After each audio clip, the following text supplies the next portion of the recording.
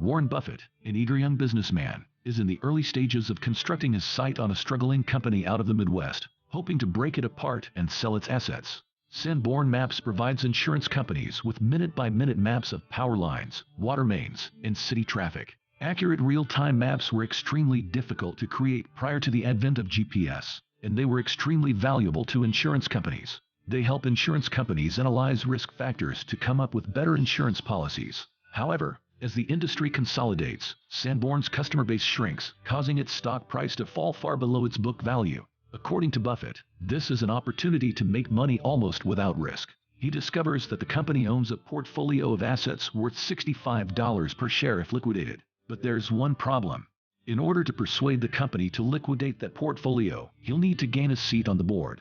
To do so, he will require additional capital, and Buffett knows exactly where to find it. Because Buffett believed this was a sure bet, he enlisted the help of his entire family, his aunt, mother, father. He attempted to solicit donations from everyone he knew. Buffett's goal is to amass enough wealth to gain a seat on the company's board of directors. 6 months later, he was elected to the Sanborn board of directors. Buffett immediately convenes a board meeting and proposes to the other members his plan to liquidate a portfolio in order to unlock value. They, however, reject Buffett's plan. Much to his surprise, Buffett discovered that none of these board members possessed a sufficient amount of stock. They were just a bunch of slackers who took advantage of company resources. Warren Buffett has no intention of stepping down. He intends to scare the board members into submission.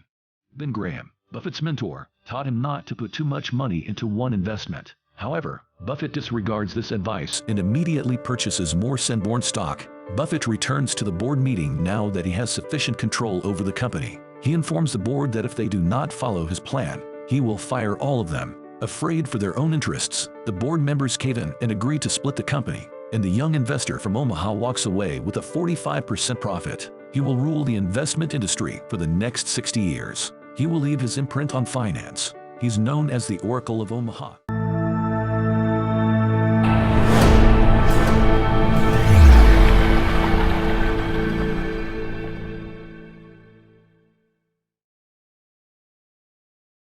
Warren Buffett was born into a wealthy family. His grandfather runs a prosperous grocery store. His father earns a good living as a stockbroker. When Buffett turns 2, however, all of that prosperity comes to an end as the country enters the Great Depression. It's difficult for us to imagine the suffering, the immediacy, the fear, the sense of being out of control, the loss of control over one's life that the Great Depression caused for so many families. Howard Buffett struggles to recover after losing all of his fortune in the crash. But he quickly realizes how to turn the disaster into an opportunity. He realizes that because people have lost fortune in speculative stocks, he will instead begin selling safe stocks, which will assist his clients in protecting their capital. Howard Buffett quickly earns reputation as a prudent stockbroker who can help his clients protect their assets. His straightforward and principled approach to business has left a lasting impression on young Warren Buffett. The best gift I was ever given was to have a father that I had when I was born. So in all ways he was teaching me.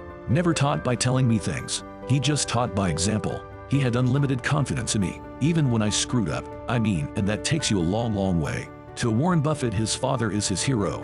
Warren idolizes Howard Buffett mostly because he can never get any love from his mother. Well, I think we were terrified of her. When I'd wake up in the morning, I'd listen to hear her voice. I could tell by her voice, it was gonna be a turbo die or not. Warren Buffett's mother has a family history of mental disorders, many of whom were admitted to insane asylums. My mother would have terrific headaches, and you didn't want to be around her when she was having the headaches, and she would lash out more. She would never do it in public. Even when Warren was a young boy, Layla Buffett often verbally abuses Warren Buffett and his sister.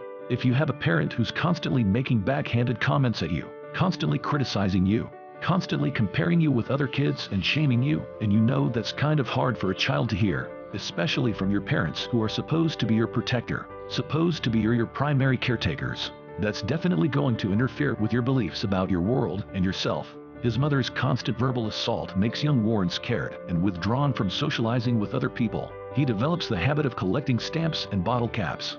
Buffett, as a young boy, really enjoyed sorting and counting things. I think it because it gave him a sense of order and predictability. But as Buffett enters his teenage years, his childhood problems send him down a dark path.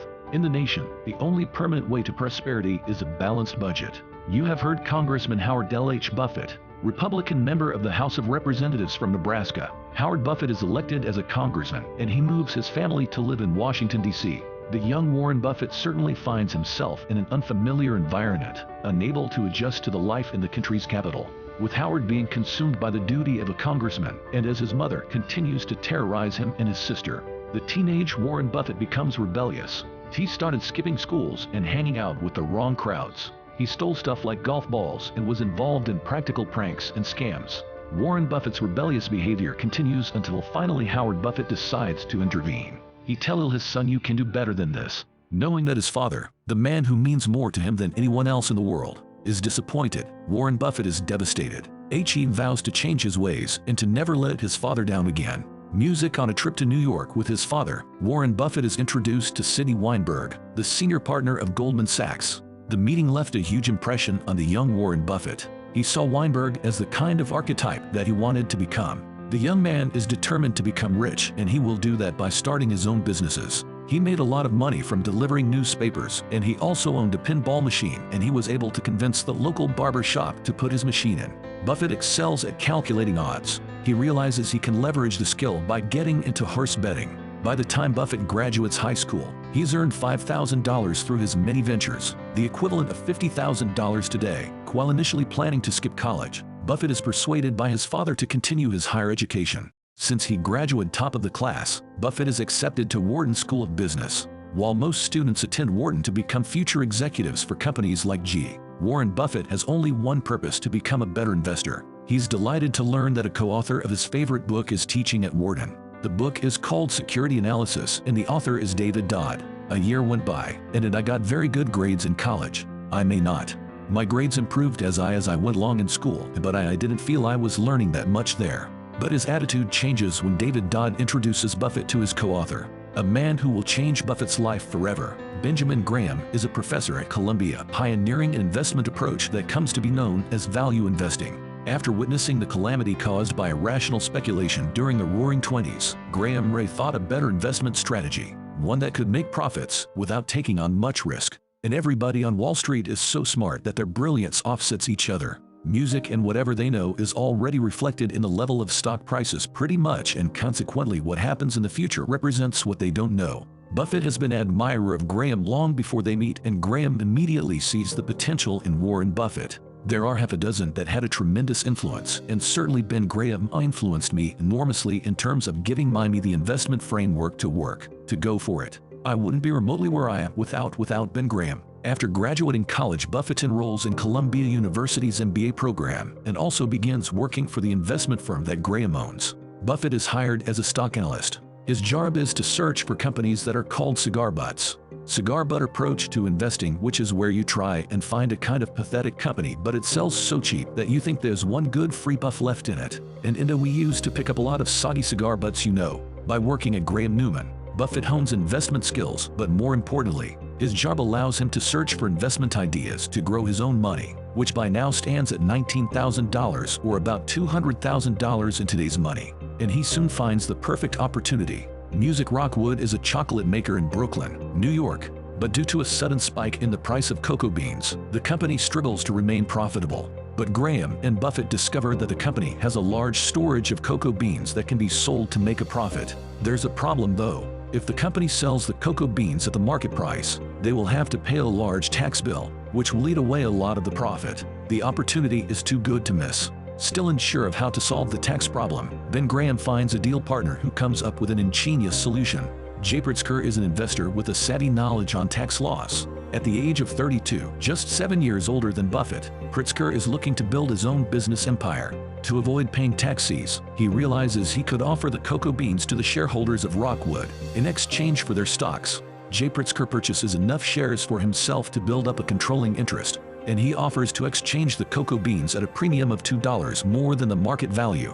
Ben Graham immediately knows this is the perfect arbitrage opportunity. He could buy the stock of Rockwood at $34 a share and then immediately exchange it for $36 a share's worth of cocoa beans. He then would use the futures contract to hedge against any price fluctuations of cocoa beans, which guarantee about $2 per share of profit at no risk. Ben Graham may have found a way to make a quick buck, but his student Warren Buffett is planning something even bigger. Music Buffett realizes that if Jay Pritzker is willing to overpay $2 in order to buy more stocks from Rockwell shareholders, he must be convinced that it's a great company to own. Contrary to Graham's strategy, Buffett puts down 75% of his own savings in the company's shares, betting everything on a rebound of the company's stock. Music If Pritzker is wrong, Buffett risks losing not just money but his reputation at his company, especially from his mentor Ben Graham. From the ruins of the Great Depression and the savagery of the Second World War, the American economy is bouncing back even stronger. As the country enters the 1950s, fortunes are being made everywhere, and the finance industry reaps the reward.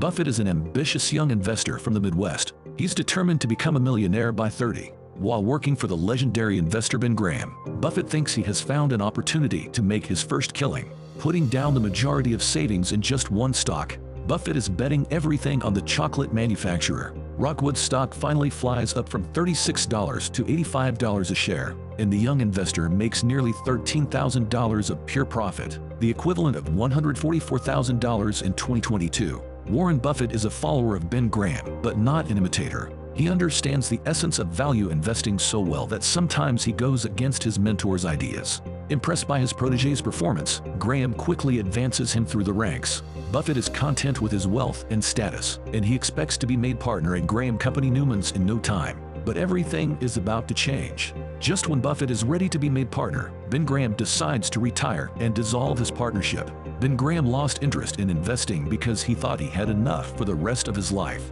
On top of that, he wanted to spend more time on other interests, like women and fine arts. To Buffett, this event is a reminder of how much he hates not being in control of his own career. With his credential, he could easily land a lucrative job on Wall Street, but Buffett decides to do the unthinkable. At the age of 26, Buffett leaves New York and goes back to his hometown Omaha to start his own shop. Months after I came back, some members of the family said, "What should we do with our money?" And I said, "Well, I'm not going back in the business of selling stocks, but if you would like to join me in a partnership," I said, "I'll be glad to do it." So within a couple of months after coming back, I set up the first partnership. With the aid of Graham, Buffett is exposed to numerous affluent investors who devote their money to his new investment partnerships. With enough funding for his new company, all he needs to do now is find a big idea. Music Buffett knows to make above-average returns on investment, he needs an edge, one that other investors don't have. During that point of time, Buffett valued the pink sheets which feature firms traded away from the stock exchange, frequently at a very low price. To be fair, a lot of those companies are scams. But Warren Buffett believes there are potential gold needles in this haystack, and after a diligent search, one company catches his attention. National American is an insurance company located in Nebraska. Like many insurance companies, it started off as a fraud, but after years of legal maneuvering and with changes of management, it has turned itself into a legitimate company. Many of the stockholders are farmers and they are unaware of the company's changes, thinking their shares are still worthless. But Buffett estimates the stock for the company is worth at least $100 a share. Finding such farmers is the issue. Warren Buffett and his team then pay a personal visit to those farmers in order to acquire their stock, often at a 70% discount from the stock's initial value. Many of the farmers are just relieved that their stocks are now worth something. Buffett's gamble on National American makes him handsome gains by going where his competitors won't, and he uses the same strategy of bargain hunting to many other unknown firms, making 100% yearly return for the first 5 years. Graham Newman could never compare to the $7.2 million in assets held by the Buffett partnership by 1962. Warren Buffett, who is 32 years old, is on the fast track to become a financial tycoon, but he is unaware that his next investment would provide him with his greatest professional challenge. Buffett's early success was primarily a result of his aptitude for discovering specialized knowledge that others lacked, such as the pink sheets. In 2022, there will be an explosion of information that will be so overwhelming that many investors of today won't be able to identify anything of actual worth. Nevertheless, one business is finding a solution to that issue. The Daily Upside was created with the express intention of providing you with actual insight in this busy world we live in. It was formed by a group of investment bankers and academics. Their free newsletter can help you become a more well-rounded investor by providing you with sharp insights, useful intelligence, and in-depth research. They just released an article on Warren Buffett and Cathie Wood that examines the vastly dissimilar investment approaches they both use. They provide a morning brief on workdays and then more in-depth articles that are influencing business. I now read it first thing in the morning. 850 investors, including Wall Street experts, trust the Daily Upside. Join us. Use the link in the description to register. You may unsubscribe at any moment if you don't like it, and it's completely free.